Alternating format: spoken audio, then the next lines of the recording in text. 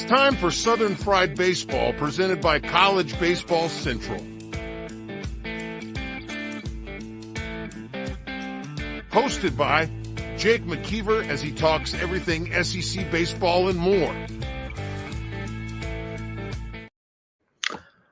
Well, it's not Jake tonight. It is just me tonight. I am on my own for my first time doing this alone. Welcome to Week 7 of Southern Fried SEC baseball. This weekend was a very exciting weekend. We even got some breaking news today. If you have not heard, Mississippi State is making a change at head coach. Chris Lemonis has been relieved of duties. We'll talk about that later on the show. But yeah, it was a very exciting week of college baseball and SEC baseball. Me and Jake were at LSU and Tennessee this past weekend in Baton Rouge. That was a long, long Friday and Saturday morning, but we were very excited to watch some very good college baseball this weekend. We're going to start off with our Thursday games. We had Oklahoma and Georgia, Missouri and Alabama start us off on Thursday for some SEC baseball. We're going to talk about Oklahoma and Georgia first at the Branch Bowl.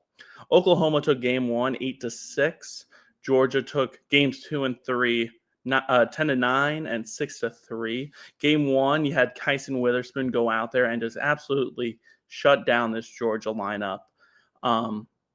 It was very shocking to see that, to be honest. Not because Kyson Witherspoon's a very good pitcher, because Georgia's at home at Foley Field. Foley Field, they take every advantage of that. And Kyson Witherspoon proved why he is one of the best pitchers in college baseball and in the SEC with that. Dayton Taki was the hero for Oklahoma. He went 4 for 4. He had 2 home runs, 5 RBIs, but that was unfortunately his last game of the year, as going for a double in the 8th inning, I believe. He had a weird slide and he has a hairline fracture ankle. That's going to be a huge loss for that Oklahoma lineup going forward. Game 2, Georgia takes 10-9 in a little slugfest. What you would usually expect at Foley Field.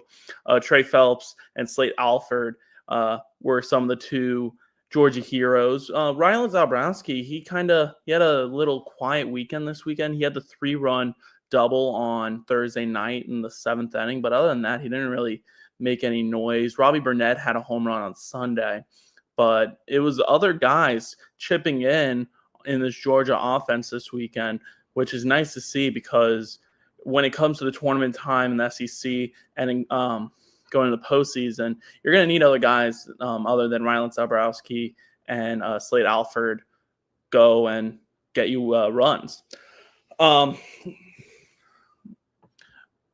Game 3, Leighton Finley got the start for Georgia right there. They won that game 6-3. He went 5 innings, 7 strikeouts, 2 runs, and then Colby Branch got the better of his brother right there with 2 home runs. The big home run, though, came from Brennan Hudson. It was a 3-run home run to make it 4-2 Georgia, and Georgia just never looked back. This was a very good series for Georgia, and Oklahoma just keeps on sliding. Oklahoma now sits in a weird spot. They are 11-10 in the SEC. Georgia's 12-9. Oklahoma needs to pick up some wins going forward. It's going to be very tough, though. They are getting ready to hit that 13-win mark, which in the SEC you're considered safe from the tournament, going into the tournament. It was a weird weekend for them pitching-wise. You didn't get good outings from Cade Crossland. Well, no, not even you got an okay outing from Cade Crossland. He had the one bad inning to start off in game 2, but then he kind of settled in and quieted down the Georgia bats. And then Malachi Witherspoon has been just a roller coaster of inconsistencies lately. You don't know what version of him you're going to get, it feels like.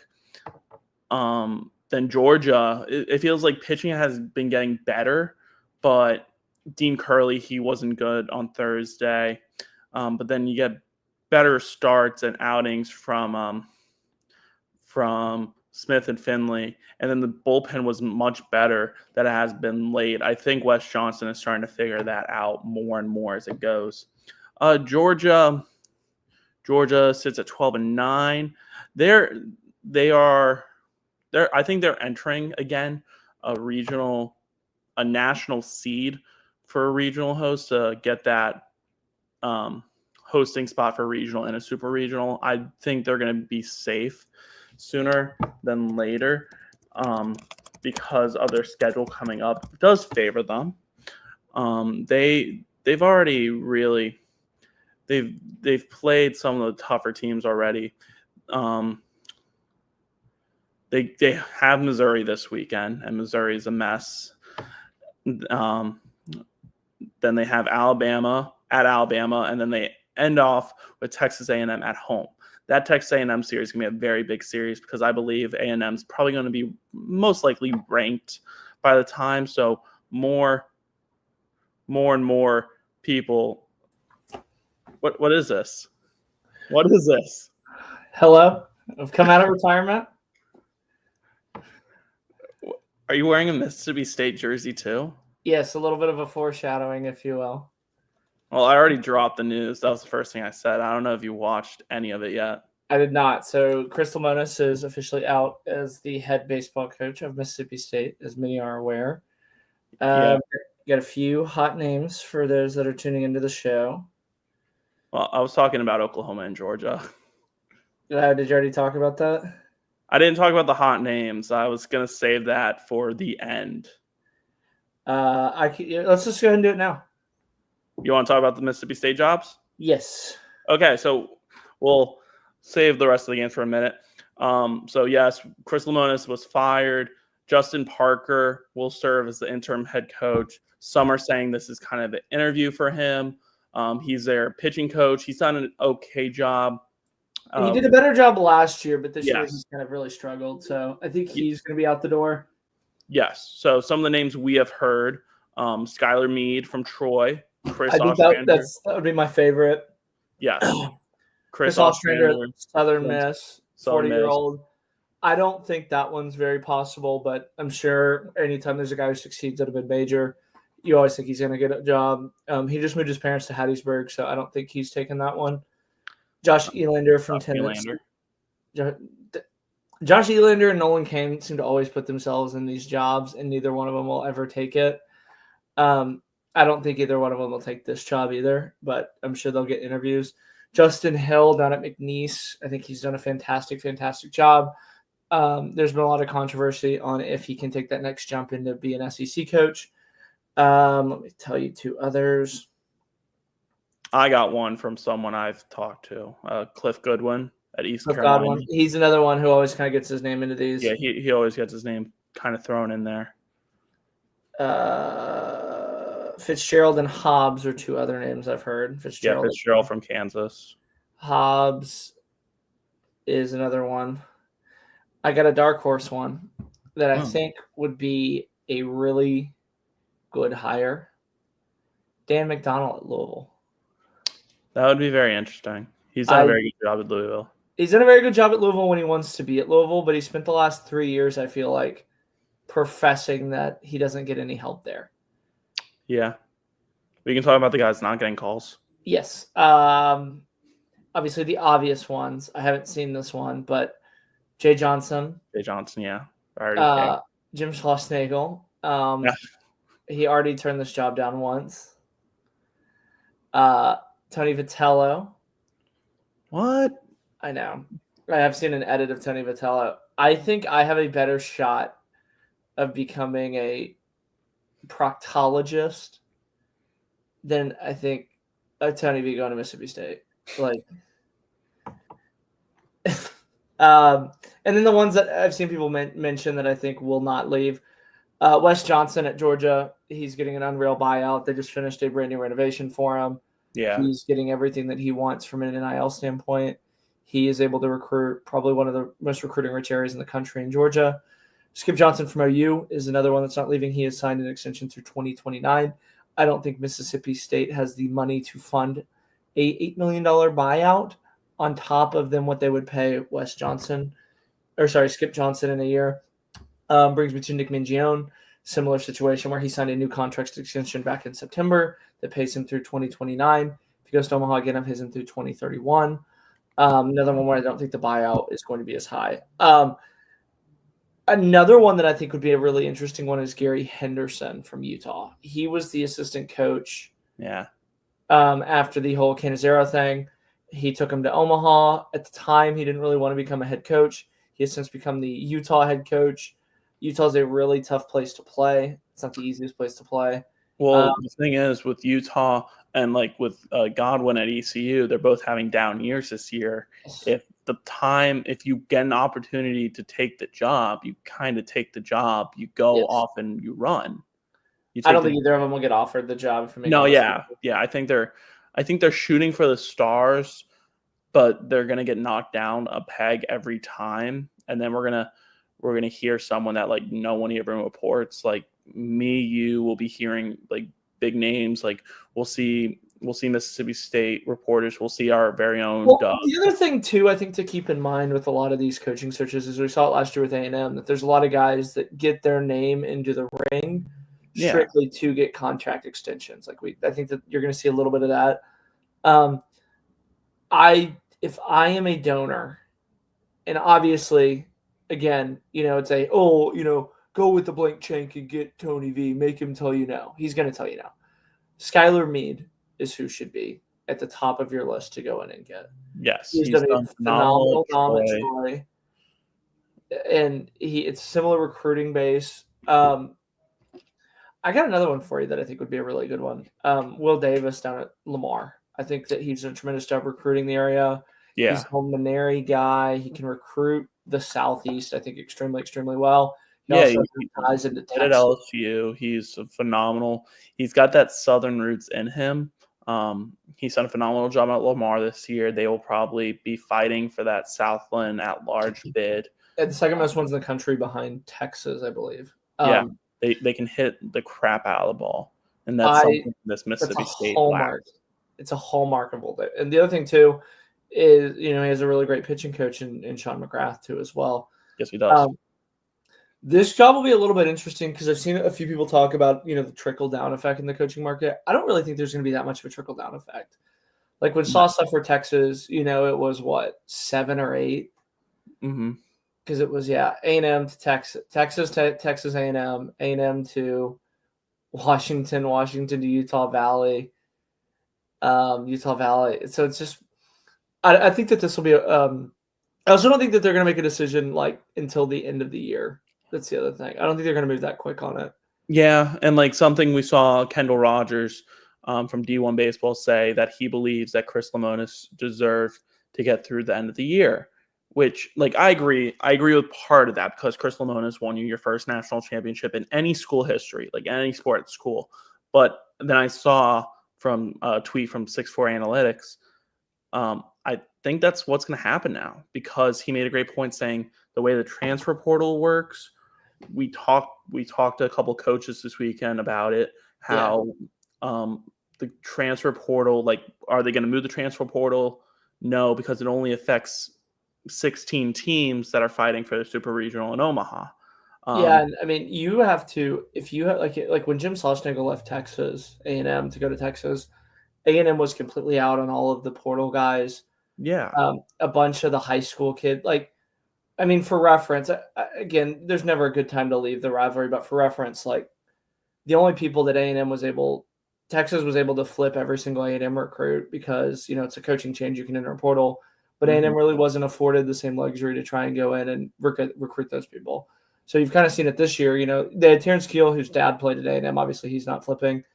And, outside of that, they really haven't had a big freshman class. Rodriguez was committed to A&M. Volantis was committed to A&M. Yeah. Navarre was committed to A&M. So I think that Mississippi State getting out in front of this, A, you can kind of go in and protect the class a little bit, and then B, you can go about hiring the new coach, being thorough with it, because I think that's another thing with the A&M searches. It was so people were panicking every day that went by that A&M didn't have a coach. Whereas Mississippi State, they have plenty of time to do their due diligence, interview people, have them start recruiting. So it's a double-edged sword because I think Chris Lemonis was a really, really fantastic coach. I think he recruited tremendously well. But donors were starting to pull money. Like I've heard that from a few people at Mississippi State that they weren't getting as many donations. I think that this is a huge hire that Mississippi State has to get right because they're quickly falling into irrelevance. And I'm not saying that baseball is going to move the needle, but being completely irrelevant in football, being average to below average in basketball, it seems like, and then your baseball team, which is kind of your calling card, you're terrible at. Yeah, especially when you have your rival Ole Miss getting better in football, getting better in basketball. Like you look at Ole Miss, they hired these two controversial figures in Lane Kiffin and Chris Beard. And it's like Ole Miss kind of puts all ethics to the side, says like, like we need these guys to win. Yeah, we're gonna give them all the money in the world. It's working. Like at the end of the day, like people forget when you win. Like it's going on at other schools in the country where coaches are scumbags and they're winning and no one seems to care. Yeah, but it's an interesting one because I don't think that this is the job that John Cohen left. In 2017 by any stretch of the like college baseball as a whole has changed. Yeah. And I don't know if Mississippi State has the bandwidth to compete against a school like LSU for recruits because, 10, 15 years ago, like they were going toe to toe with LSU in terms of recruiting, in terms of winning games and stuff like that. So if I were Mississippi State, I would go with a coach that does more with less. And there's obviously some certain things like for example, I don't think Texas should have had a coach that did, more with less. Like he should be a chief recruiter that can go in and sign anybody and develop them. That's kind of how Jay is too as well. I think Jay's a perfect fit for LSU. I think Mississippi State has to find the perfect fit for them. And that's, I think the biggest thing is you need to be brutally honest with yourself if you are Mississippi State, because you don't want to have a big, you don't want to have a list that you get to your sixth guy. And if you think that you're going to get Eric Bakich from Clemson, you're not. If you think you're going to get Tony B from Tennessee, you're not. So I think that they need to be very, very realistic and coordinated with it. I'm going to give you a dark horse, by the way. Another one. Tim Corbin. From Van? He was a name that was circulated around the Texas job before Jim Schlossnagle took it. Yeah. And it appeared that there was at least some interest from the Vandy standpoint about it. I think that would be a really good hire that no one's talking about. Obviously, Ole Miss is in a completely different spot. They're top 10 in the nation this year. Yeah. Than they were last year where they kind of, fell off. But this is going to be a different coaching search than the one that's probably about to transpire. We don't really get into the business of speculating on when coaches are going to get fired, but yeah, I bet you there's going to be one more SEC coach that gets fired. We know who it is, though. Yes, that's what I said. But it's if you're like watching this and speculating, like, oh, who is it going to be? You know who it is. You're like, look at the bottom of the standings. Yes, like it's not anybody that's underperforming. Well, you want to talk about them quickly because that's who I was going to talk about next. Yes, we can go ahead and segue into that. Okay, Missouri gets swept by Alabama. They were up 5-0 in game one, but then they lose that game 7-5. Coleman Mizell had a game-winning 2-run home run in the bottom of the eighth. They tried to slam the door. Huh? Oz slammed the door in one of the games too, I believe. Yeah, Osmer slammed the door in that one. Shout out to Rob Vaughn. He got his 250th win as a head coach on Saturday. They won that one 7-3. Riley Quick was phenomenal, 5 2/3, 7 Ks. Richie Bonamolo Jr. and Cade Snell both had hell of a days. Cade Snell 2 for 4. He hit another home run. He's been on fire the last 2 weekends. And then game 3, Alabama. Riley Quick's quietly becoming one of the best Friday night guys, I think, in the SEC, which is yes. And Zane Adams had another good start too as well. He's kind of returned to form. Yeah, Zane Adams, he looked very good. In my notes, I put just like Alabama destroyed them. Like, do you like the idea of them having him Sunday and having Quick Saturday and saying, okay, we can get the pitching advantage Saturday and Sunday and win the series? Yeah, I mean, especially Sunday, because Sunday, like, I think Rob Vaughn's starting to talk himself into, especially with who they got coming up. They need one SEC win, by the way. Yep, they need one SEC win to hit that 13. They sit right now going into Vanderbilt, who just dropped 2 out of 3. They have Vanderbilt this week, Troy in a midweek, which that's like an important game for RPI purposes. Then you have Georgia, and then you end in Gainesville in Florida. I think he's starting to talk himself into, okay, we're entering a very tough stretch. We're not going to sweep. Maybe it's okay if we drop the first one. Maybe our bats do enough damage against some of these aces that we drain their bullpen game 1, and we can just have our bats go off game 2s and game 3s. It's an interesting philosophy because there's a lot of SEC coaches that you and I have both talked to that have said, if you can win game 1, win game 1. You don't know how many times you're going to be able to win it. They throw everything in the kitchen sink Friday night to win a game. Yeah, we saw it. Yeah, we saw it. LSU. Texas does it every week. A&M does it every week with Weston Moss. Tennessee does it to some extent too. Ole Miss, I've seen do it numerous times. It's an interesting thing, but they have 3 series left. They have 3 good quality wins in front of you series. Do you think if they go 7-2 across the next 3 weeks, they should be in the top pick to host? Yes, easily. Yeah. I mean, they're right kind of near that cut line at 18. I think they're 5th in the SEC. They are 1, 2, 3, 4, 5. Yeah, they're in that tie for 5th. Yeah, it's them, Ole Miss, Vandy. Hopefully Reeves wants to sorry, I just read one of the comments. No, yeah, I see that. Hopefully Reeves wants to transfer and come here to Texas. Big issue is I think there'll be so many transfers begging to come to Texas this portal season. It's I'm gonna be honest with you, it's impossible to predict portal kids, especially at this point in the season. Yeah. As far as transfers begging to come to Texas, I don't know. I mean, the A&M never really recruited like the elite transfers, if you will, like the Zach Roots, the Paul Skeens. Yeah, I assume that Sauce is going to take that same philosophy because they've always, I've noticed, they really value elite high school recruiting. Yeah. And then veteran presences that you can slide in. And I think it's also, we've heard this in the past. I've heard it from multiple coaches that once you see these guys, so like Ace Reese, if he does enter the portal, he's going to reach out to 3 schools and 3 schools only. Those 3 schools will then see where they fit off and have him in their depth chart, where they would fit him in the lineup. They would look at the high school prospects coming in, and if they would make a good fit. At that point, they'll then go to the money. But at that point, it's not like... I do know this actually about Ace Reese. He didn't get offered for the A&M/Texas thing. Like, I know that there was some mutual interest there, but I don't think he ever got offered anything, and I don't think he ever applied to attend either of those schools. I do know he has a very enticing NIL package from Mississippi State. When I talked to some of the coaches, they actually pointed to Ace Reese going to Mississippi State, that, hey, Mississippi State is, definitely still funding baseball. So it is a very real possibility that he stays.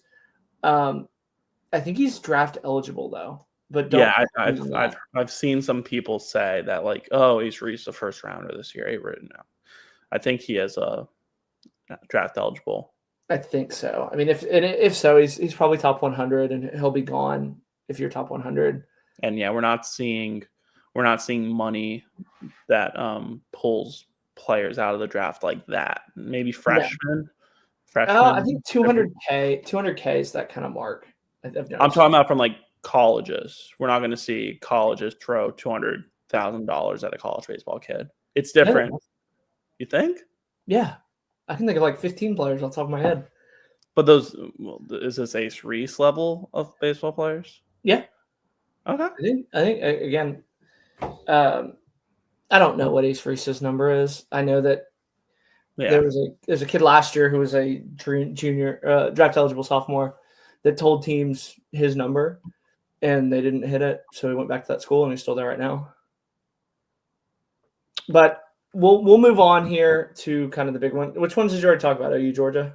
OU Georgia. I talked about the 2 Thursday ones. Yeah. Next up. That was a quick series. You almost kind of forget that Georgia won that series. They kind of get back on track.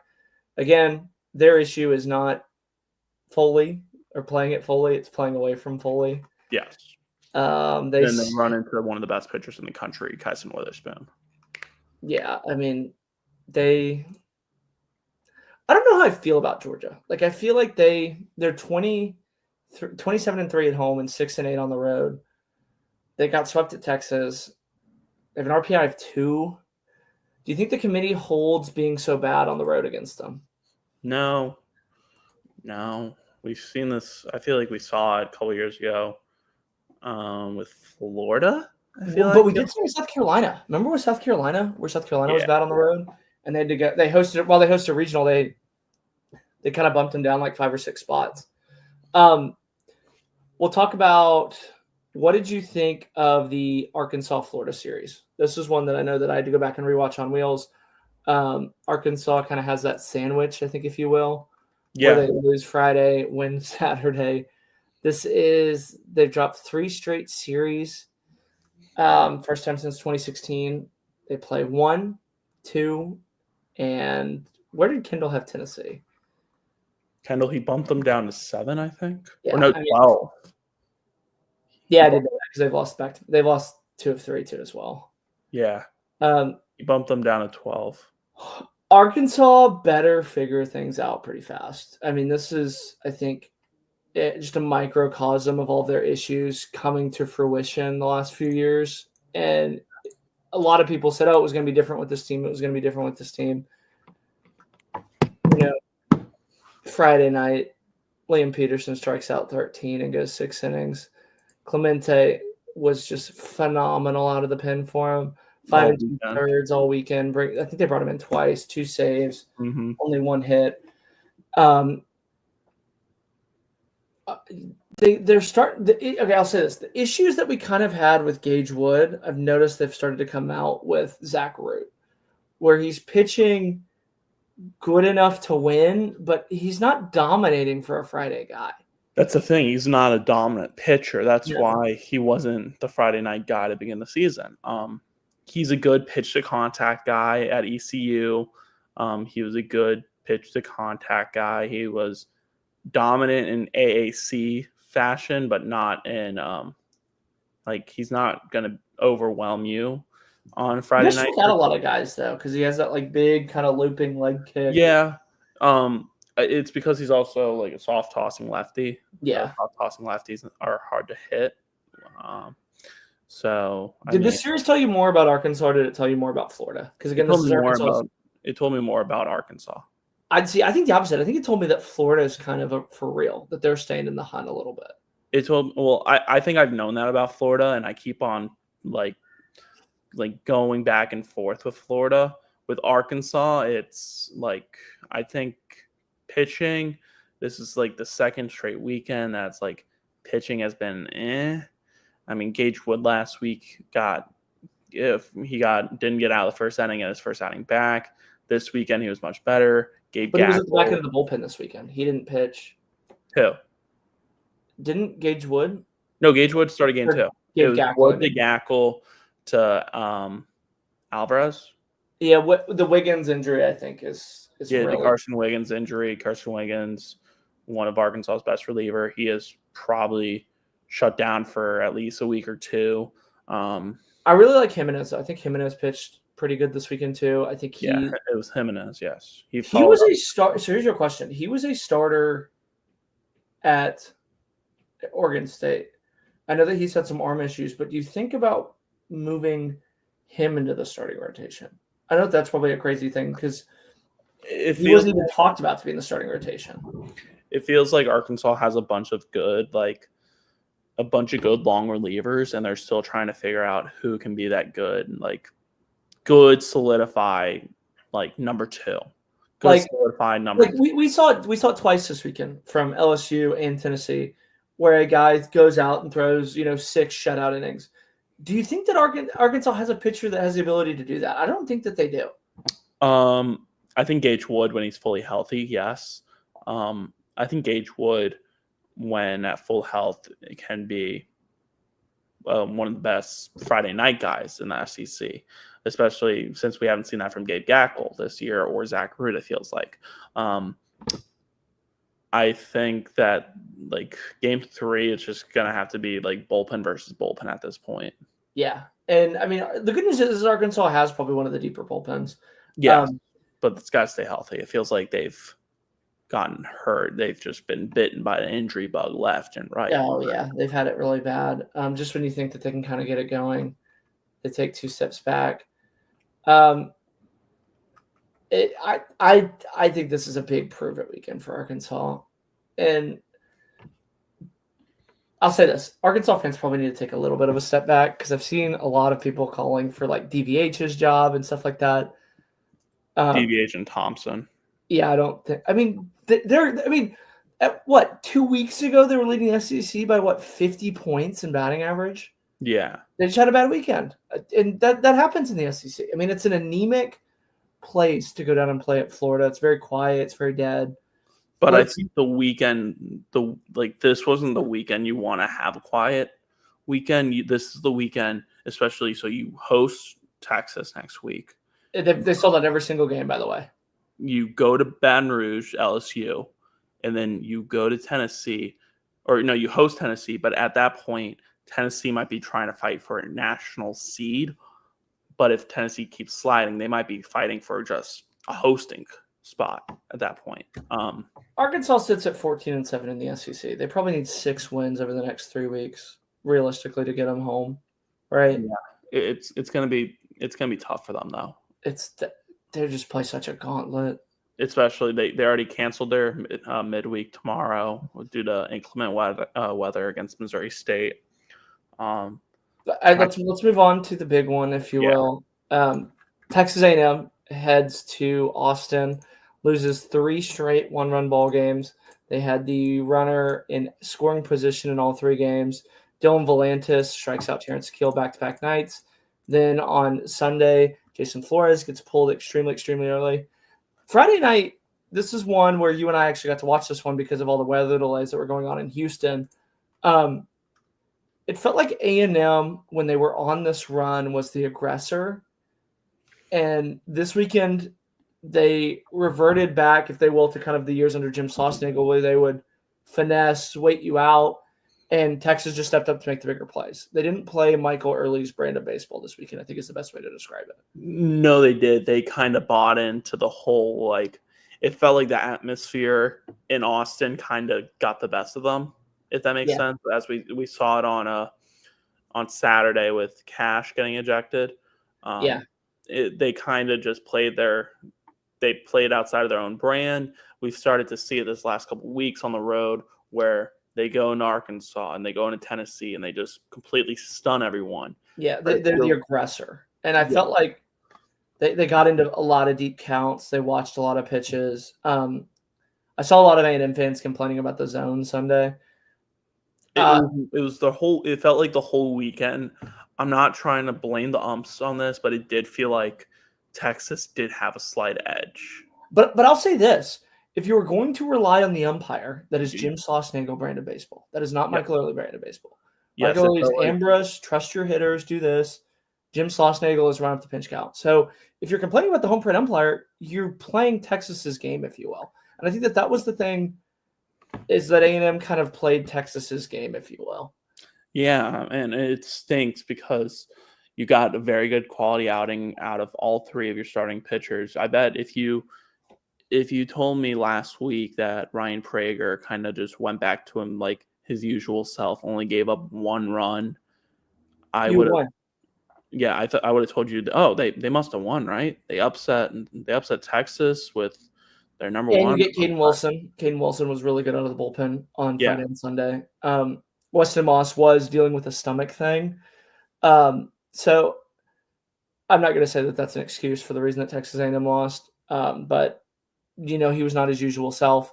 You and I have talked about it, though. I think his stuff at times can be very, very elite when he trusts his stuff, when he's landing his stuff, when he's confident. But when he's, not he's a lot like I think Liam Peterson at Florida, if you will, where he has really good stuff, but a lot of it's, mental. I think that's his biggest headache, if you will, is that he has to trust his stuff a little bit more. Before we move on and talk about how great Texas is the number one team, if you're A&M, flush it. At the end of the day, it sucks that, your coach left and then you talked for a year just to lose 3 games. But at the end of the day, it's not any different than getting swept. The season is still very much in front of them. They are going to have to probably bring it against Lamar because I think Lamar is going to be gunning for that one. But and then you got to focus on A&M and you still get Missouri.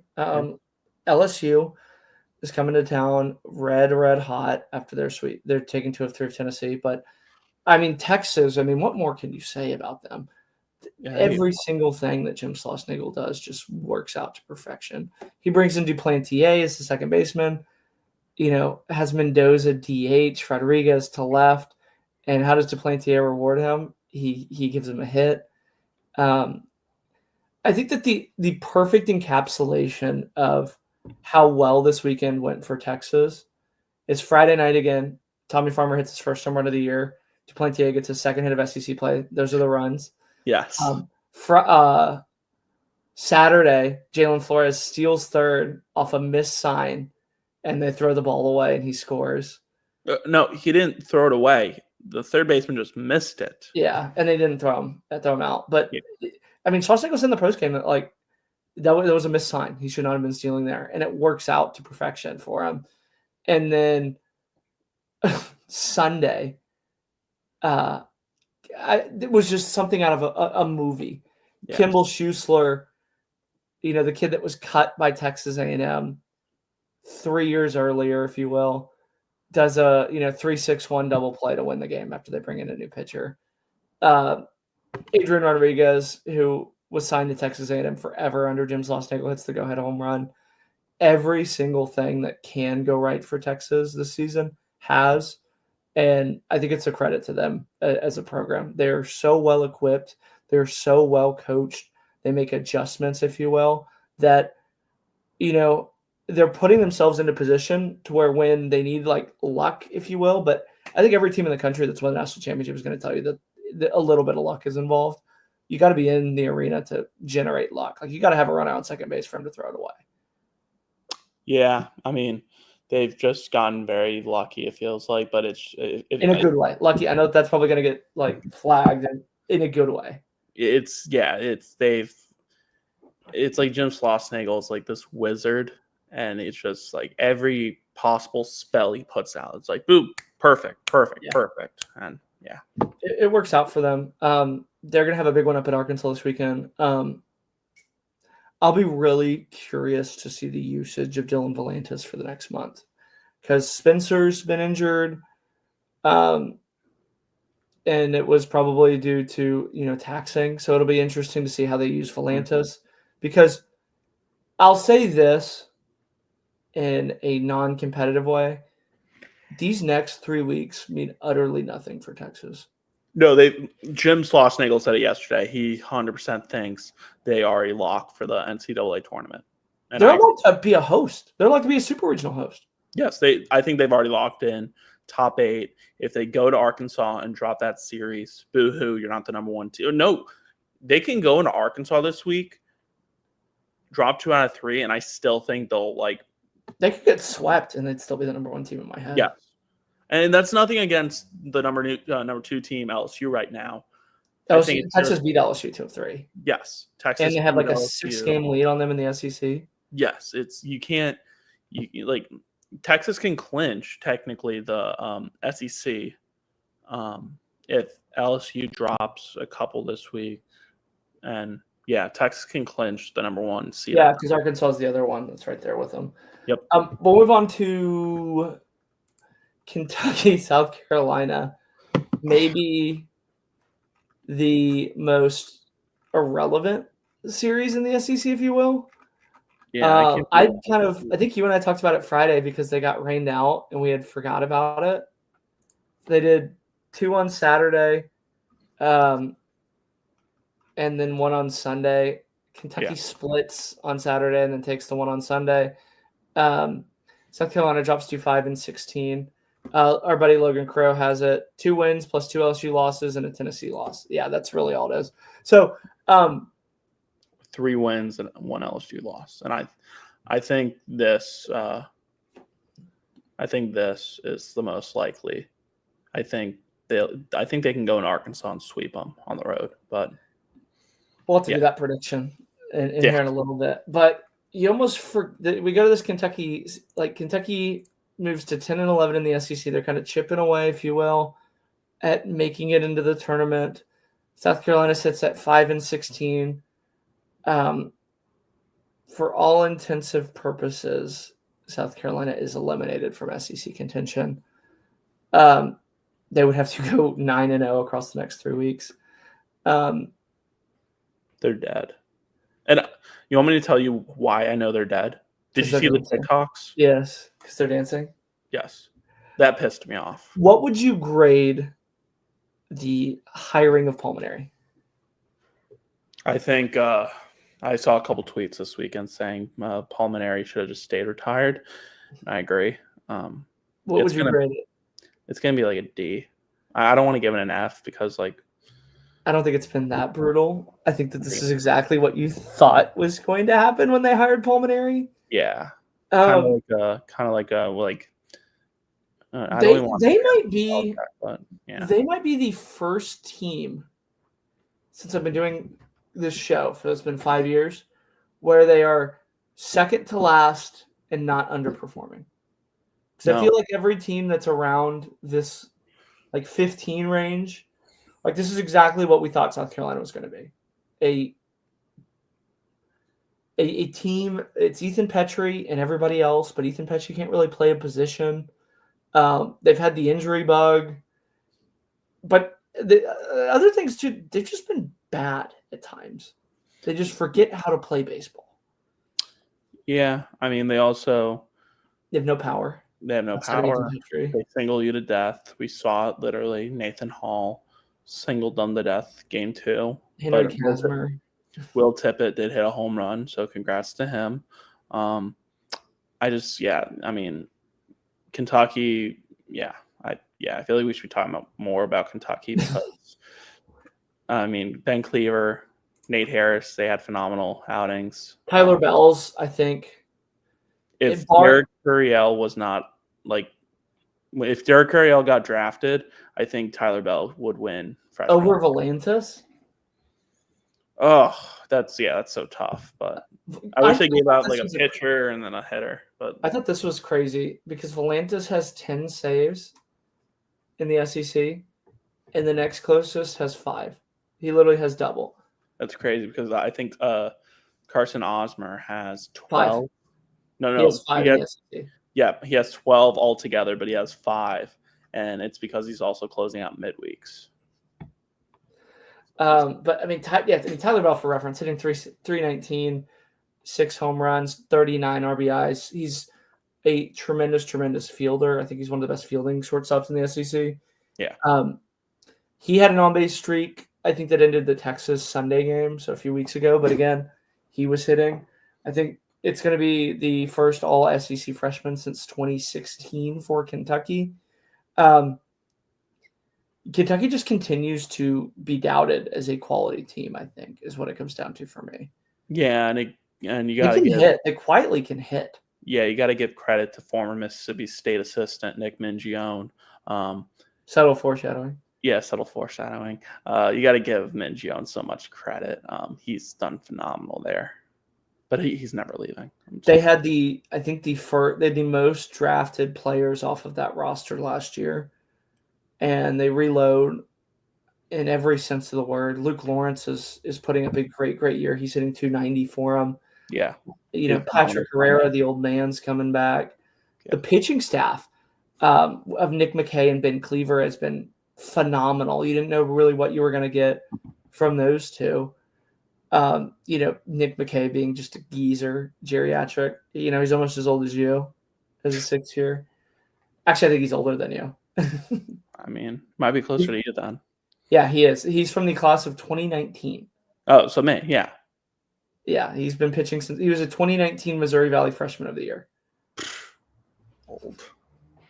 And he's a high. They're another team where they do that weird thing that Bama's doing, where Ben Cleaver pitches on Sunday, Nick McKay pitches on Saturday, and those are their two best pitchers. Yeah.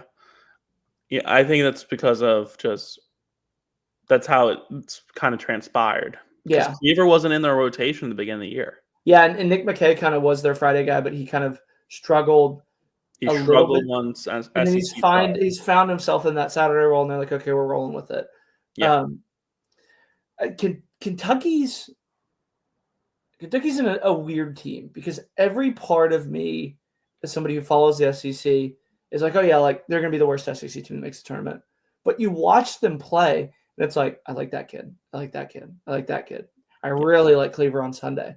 Like they're going to be a tough out in the tournament, and they're quietly going to like backdoor sneak into the tournament, I think.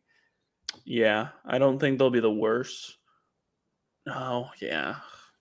I'm like looking at who's around them because right now there's going to be 3 teams that don't make the SEC tournament, I think. 4.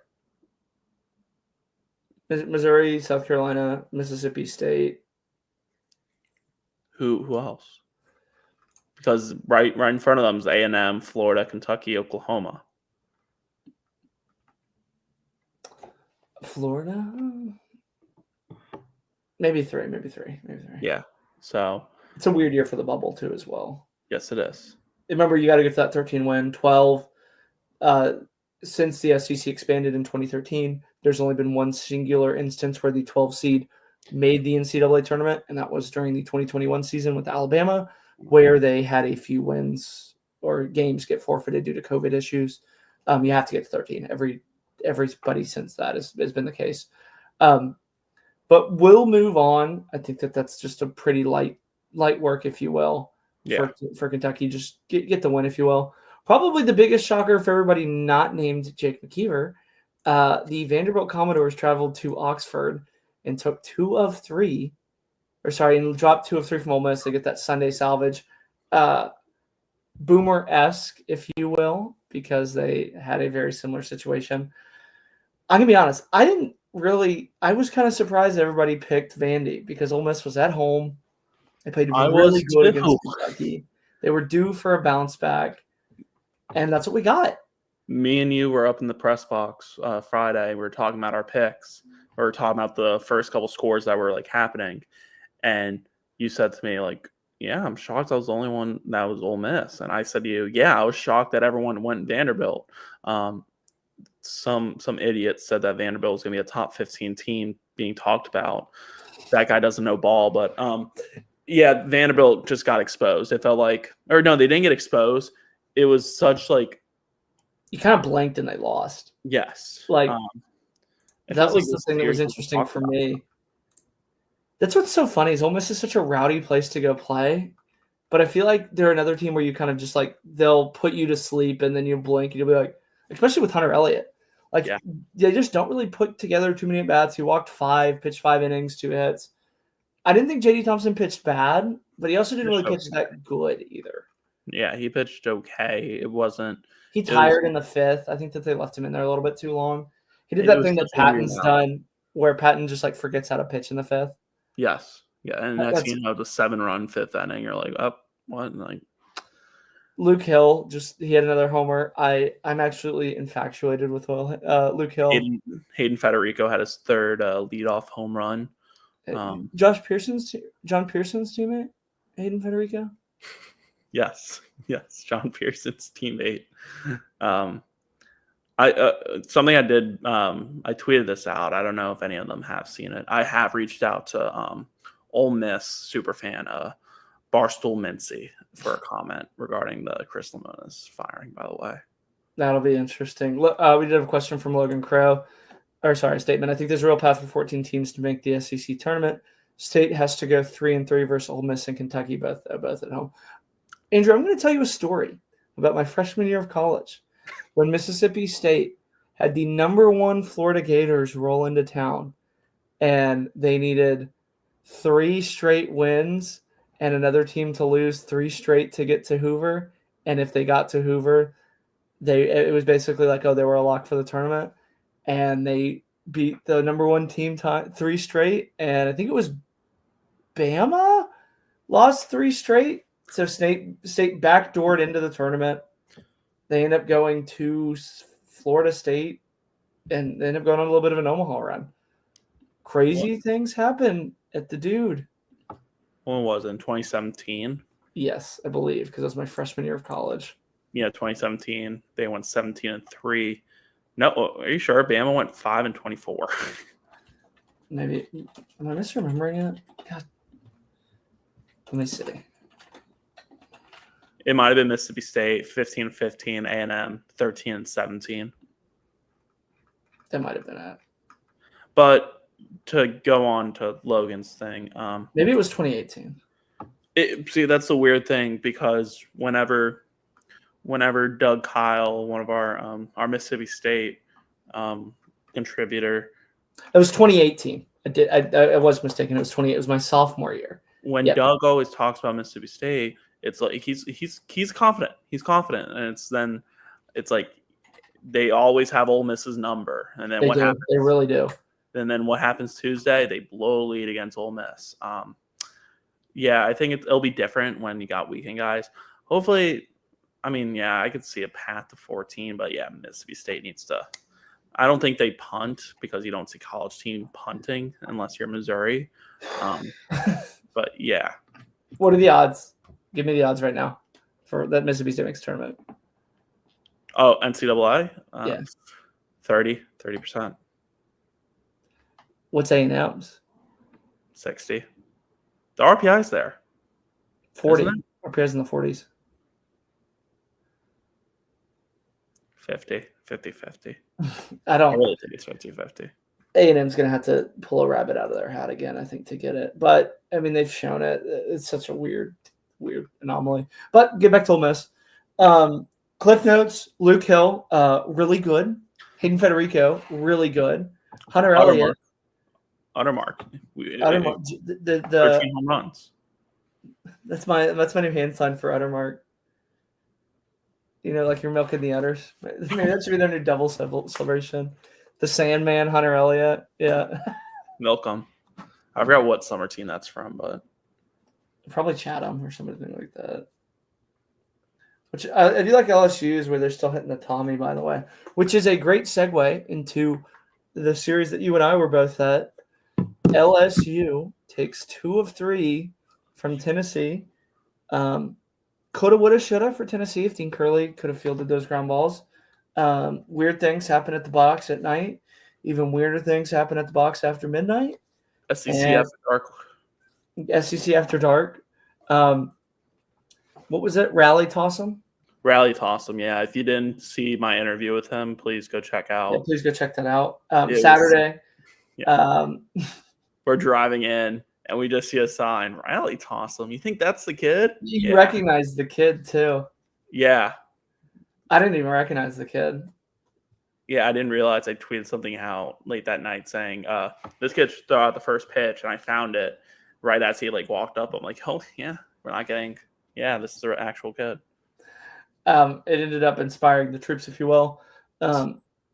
Saturday was a complete 180. It was a Marcus Phillips shove game. LSU has some bullpen issues that really come to fruition. Just when you think, okay, Tennessee's got this, they're about to get rolling. LSU run rules them on Sunday, and Tennessee's the one that had all the bullpen issues. Yeah, it was Tennessee scores 2 in the first, and then they get 2 hits the rest of the game, only one of them being an extra base hit. Yeah, that Fisher double in the 5th. Yep. Case and Evans, round of applause to you. Can I say something, though? Yeah. Sunday felt very anticlimactic. Yeah, going in there, me and you being there, the vibe there, it was like, oh yeah, this is going to be a showdown. And then after the 3rd inning, after the Jake Brown home run, it was just like, okay, LSU won. See ya. Yeah, Friday was so chippy. And then Saturday, I will say this, Tennessee did a great job taking that LSU crowd out of it. I mean, Yeah, I mean, we Phillip, heard I mean, from 5 scoreless. There was 2 home runs in the bottom of the 7th, and then LSU, and then Tennessee immediately puts up a 5 spot, and I mean, everybody was finding the exit. we heard it from Marcus Phillips and Cannon Peebles, and Tony Vitello said it.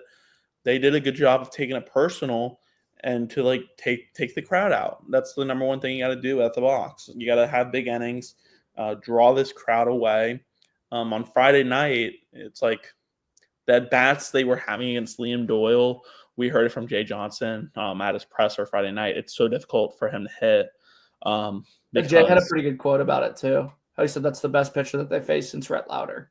Yes, he said that is the best pitcher since Rhett Lauder, and how his fastball is just exploding out of his hand now. Yeah, that's the difference. As he said too, they went back and watched the film from last year. He didn't have that. He didn't land his breaking pitches the way that he did. Yeah. I'll say this too. I think that the biggest jump for Liam Doyle has just been the confidence boost that he has on the mound. Like he struts off the mound. Even on Saturday, remember he was spinning the medicine ball on his finger and then he waves to all the LSU.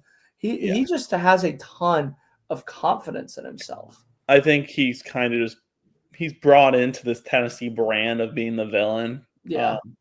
This Tennessee team loves being the villain. They even said, remember Tony said that on Saturday?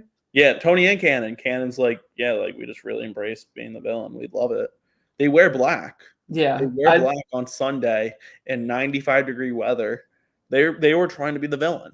I'm a big fan of Keenan Peebles. You and I have talked about it, about his growth as a hitter.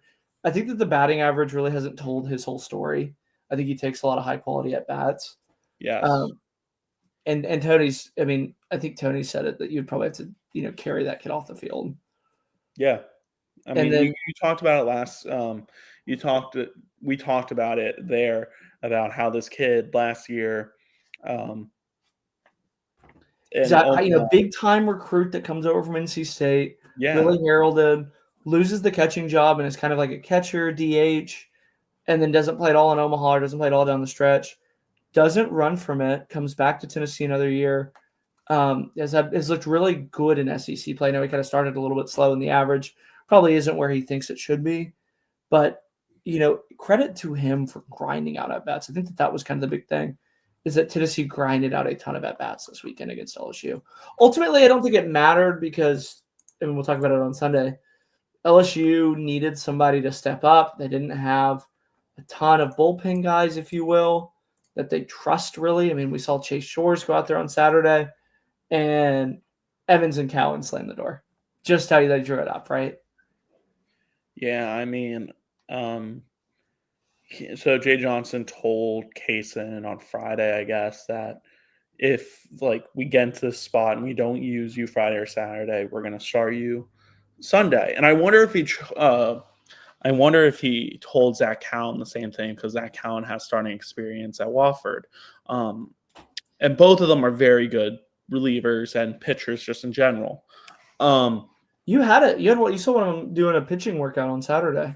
Yes, I saw him pre-game, and the Saturday we showed up 3 hours. We showed up before they were even taking BP. We saw Milan. Milan was out there. Yeah, yes, Milan was out there, and it worked out. He had a great weekend, in my opinion. Yeah, that was the other thing that I thought was pretty cool, is that we saw him work on lefty opposite field. Yes, and then peppering, and then he has a lefty opposite field hit. It was his first AB. Yeah, we've heard it from Jay in post-game pressers how he's been working with Bear Jones, been working with Malam, Ashton Larson. He said about Ashton Larson, you got to carry that kid off the field. That kid, he's still dealing with a quad and I guess a foot injury now. He's fouled a ball off his foot twice now, but he said that kid loves doubles as much as anything. He's really laboring out there, but he still wants to do whatever he can to help this team win. And I mean, just everything went right for LSU, and it all started because one kid threw a ball at Reese Chapman. Yes. I'm sorry. Tennessee rightfully should have taken 2 out of 3. If that kid did not throw a ball, I don't think like Dean Curley says, "What the hell happened out there?" Next thing you know, there's 2 runners on. Yeah. I think Tennessee is going to be completely fine going forward. Did we miss any series? I think we missed one, and it's because we talked about something. Yeah, Auburn took 2 of 3 from Mississippi State on was it Talladega or whatever? Tiger Dega nights. Tiger Dega weekend. On that, which one of the best promotionals I've ever seen. We dogged on Auburn a ton last week about them being, Ike Irish and Sam Dutton, and Chris Rembert showed us. He is the Southern Fried Baseball Player of the Week after his exceptional performance. Ike Irish again. Cooper McMurray had some really quality at-bats. It was really a team effort.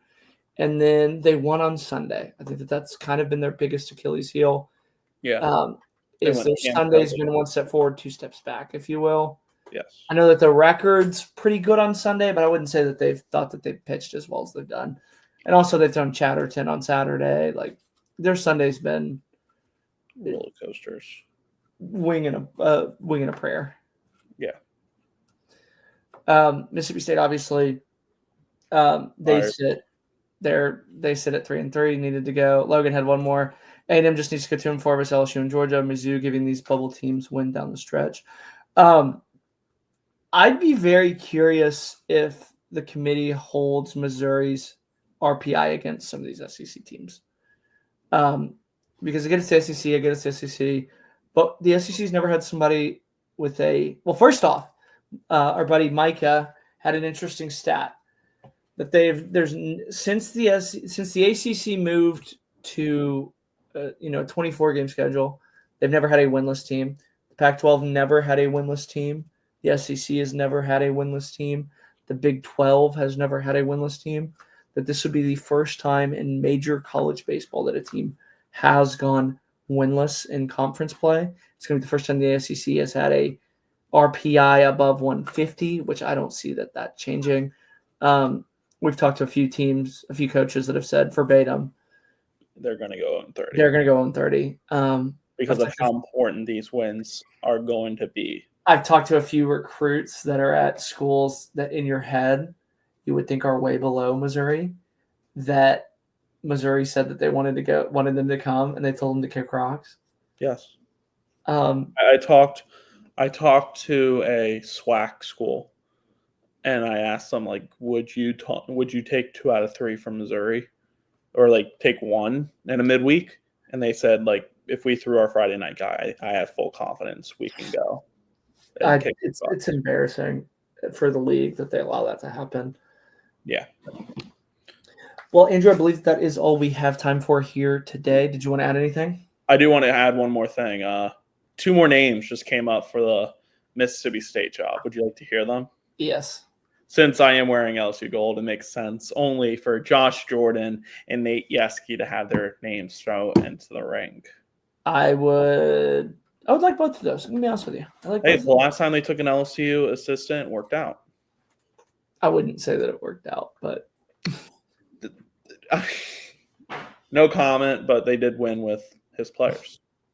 Thanks, everybody, for tuning in. We will be back here Wednesday live to answer all the questions that you have. I will be at 2 SEC games this weekend. I will be at Arkansas, Texas Friday. I'll be at OU Ole Miss Sunday. I'll be cranking a hog Saturday, though. I'll be at 0. I'll be at Tulane all weekend. LSU goes away, and then I'll be at LSU Arkansas next week, though. I'm very jealous of that one. Thanks, everybody, for tuning in. We'll provide updates for the Crystal Meadows thing as they come.